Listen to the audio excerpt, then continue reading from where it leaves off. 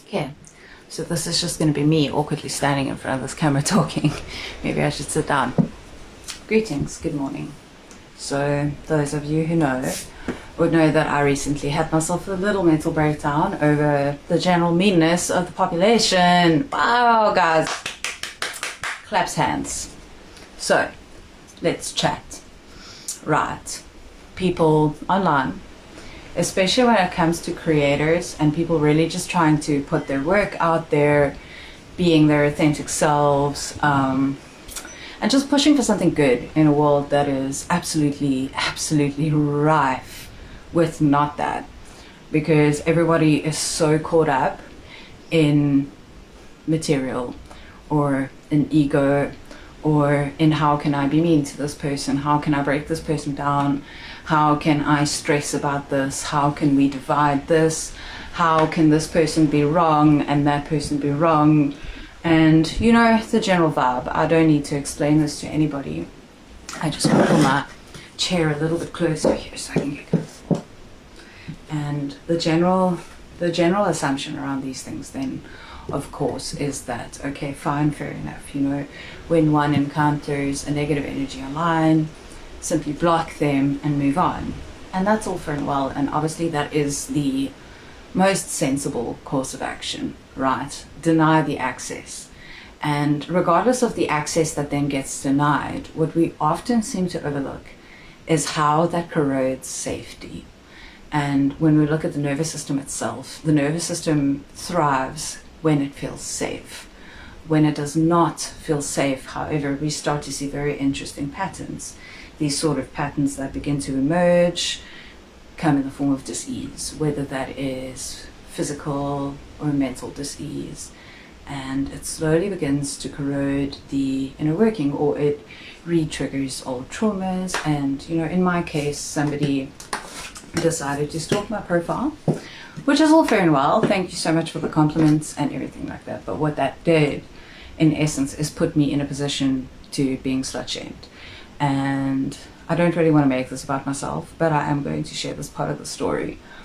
So I shared in one of my last uploads that in a few days it is the 3-year anniversary of my death.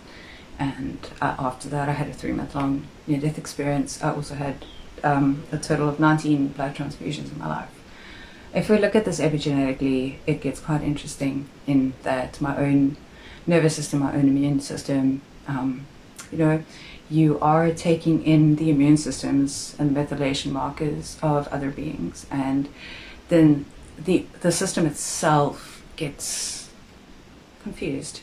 Looking back, I can understand my dysregulation. I can understand how the relationship I was in at the time did more harm than good and kept me stuck in a cycle. Now, this specific post in question was at a period of time when I was trying to really overcome trauma from working in the porn industry. Ironically enough, I realized I was too porous and that it wasn't my vibe, which led me to sacred sexuality, and actually wanted to teach sacred sexuality because I noticed that there was a really big wound in humans, and we all see this wound, right?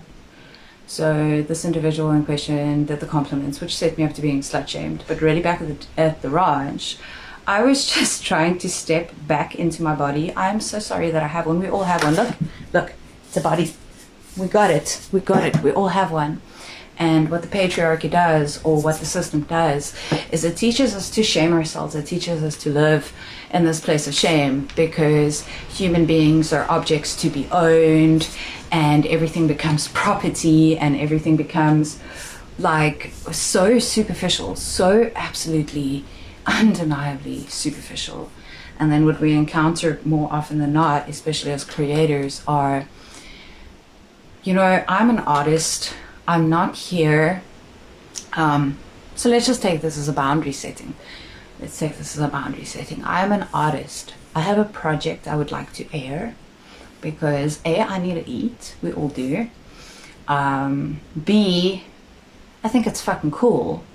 And it would be dope if people could join the forest, because it turns out that it's not really a cult, but you might end up finding yourself I don't know. Anyway, so as an artist, as somebody who is not out there to thirst trap anybody, as somebody who is not out there to pretend to be something that I'm not, as somebody who is not out there to pretend to be healed or sell you healing as a life coach or whatever it is, as somebody who legitimately just from a place of love wants to put good energy out there. And I assume that many other artists find themselves in this position, which also is why so many creators actually battle with that disharmony and then in turn need to step away from creating, because the populace themselves tend to project. So what I encounter is either people think I'm some sort of piece of food, like I'm not here to be pursued, I'm not here looking for romance or love or dates. I'm here to get my work out because I think that my work might be able to help others. That is my motivator. That is my drive. Moreover than that, getting absolutely slut-shamed when, firstly, nobody knows my story, nobody knows who I am, what I've been through, or any of that. And I think it's absolutely ridiculous, sorry for the language, that people so blindly project their own inner disharmony onto others without realizing that there are actual consequences to action. As within, so without, right?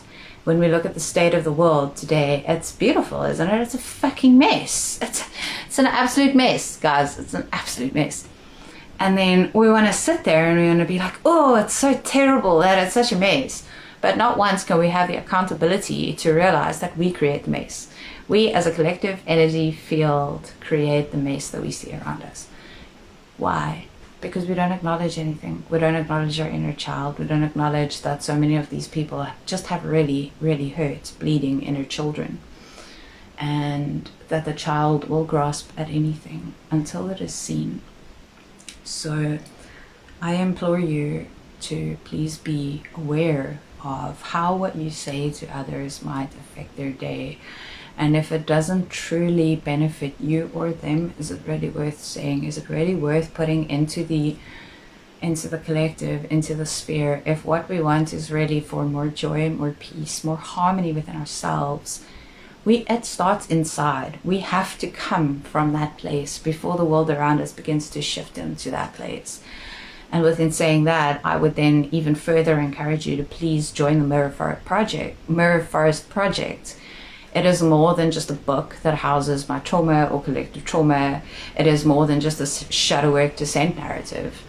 It is a literal world that allows you to step in as yourself without any expectation, without any need to be anything other than what you are. And all that it asks is presence. All that it asks is look within, because from within, from love, from grace, from rest, things begin to shift in the body. And the body keeps score. The body keeps score of everything. And yeah, I think I kind of lost the plot here. But it's okay, because I'm not here to pretend. I'm not here to pretend that like I actually have a script for this stuff, because I don't. I just mean well at the end of the day. And I'm grateful. I'm so grateful for the mental breakdown. I'm so grateful that I spent like 2 days fucking crying my eyes out, because I'm really battling to digest this thing. But I'm digesting it because going into the darkness, going into the shadow is the only way out. It is the only way out. And the more we avoid it as a society, the more we overlook it and the more we dismiss it, the more it becomes something that literally begins to eat society. The more it becomes something that manifests in the ugliest ways, in war, in division, in hatred, because what is a populace divided amongst itself? Easy to control, is it not? And I, for one, have a serious problem with authority. I don't like being told what to do. I like to do what I feel like doing, when I feel like doing it, because that's just what feels normal to me. So, coming from that standpoint, I'm going to go ahead and choose love above all else. And I'm going to go ahead and say that the epidemic of loneliness, the epidemic of emptiness, and the epidemic of everything else askew in this world is worrisome. And I would really love to do whatever I can within my own capacity to help shift that in the collective field, because I think it's necessary. And anyone that wants to embark on the journey, you are more than welcome to join. And I send you love, all the love, all the love. Please be aware of your actions. Please be aware of how what you say to others may or may not affect them. And please, may we learn to respect each other. May we learn to respect each other, hold each other at reverence, and maybe from there a lot of beauty can begin to surface in the world once again. I send love. I remind you that you are loved, you are worthy, you are safe, you are abundant, you are free, and you're absolutely beautiful. I love you.